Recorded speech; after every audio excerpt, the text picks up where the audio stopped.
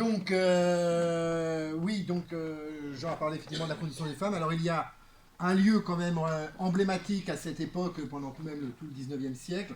Si vous avez entendu parler, c'est la prison hospice de Saint-Lazare. Hein.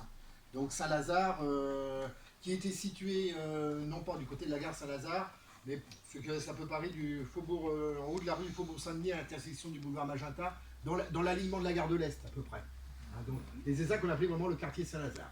Donc c'était une prison avant tout, où on ramassait toutes les femmes déjà dans la rue, mendicité, vol, enfin, etc.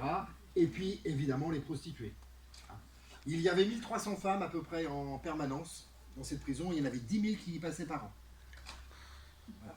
Il y avait un endroit spécial qu'on appelait la ménagerie. C'était des cages de fauves, sur un étage, sur 2 étages, dans lesquels on mettait des femmes. Voilà, donc c'était ça la prison de Saint-Lazare. On imitait aussi parfois les prisonnières politiques. Et Louise Michel, évidemment, après la Commune, parce qu'elle n'a pas arrêté, quand elle est revenue en France, évidemment, elle n'a pas arrêté. Donc elle s'est fait prendre. Et elle a été à la prison de Saint-Lazare.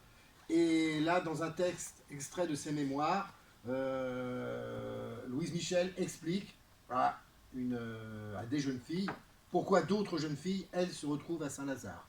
Et on enchaîne avec un texte d'Eugène Potier, celui qui a écrit l'Internationale, mais qui a écrit beaucoup d'autres choses.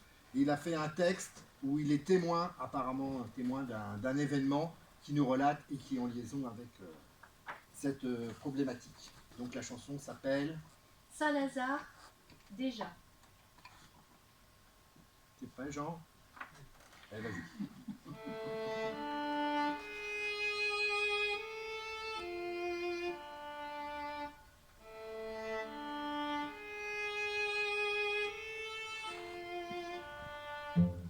Si les femmes des prisons font horreur,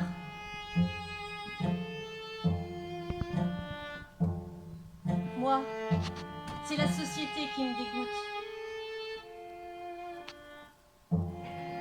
Qu'on ôte d'abord le cloaque.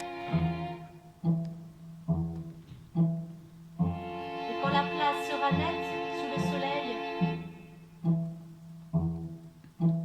personne n'y enfoncera plus dans l'ordure. Écoutez, jeune fille, aux voix douces et pures, en voici de votre âge, aux voix rudes et cassées.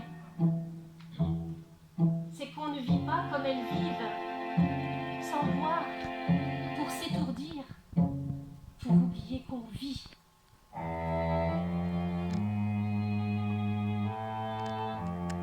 Saint-Lazare.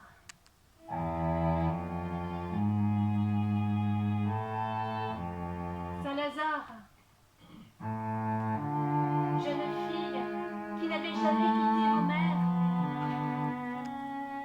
Il y a ici des enfants de votre âge, des enfants de 16 ans. Mais celles-là, où elles n'ont pas de mère, où leurs mères n'ont pas le loisir de veiller sur elles. Les pauvres ne peuvent pas garder près d'eux leurs petits,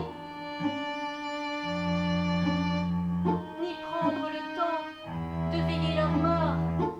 Elles sont pâles, flétries. C'est pour vous garder des attaques de ceux qui disent, les imbéciles,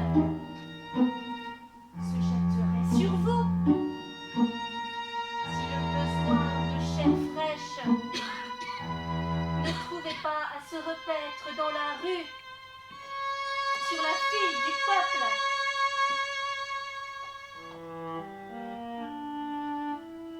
On appelle ça de l'égalité et de la justice.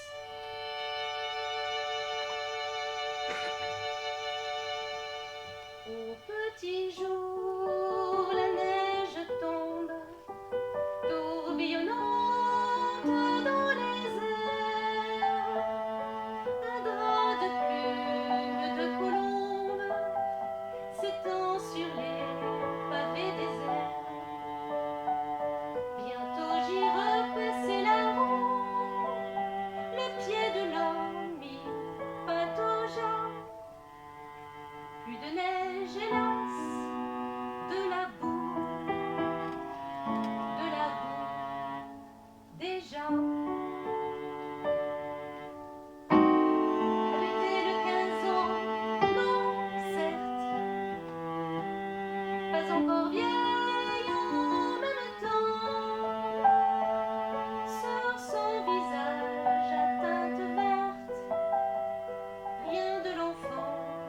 tu peux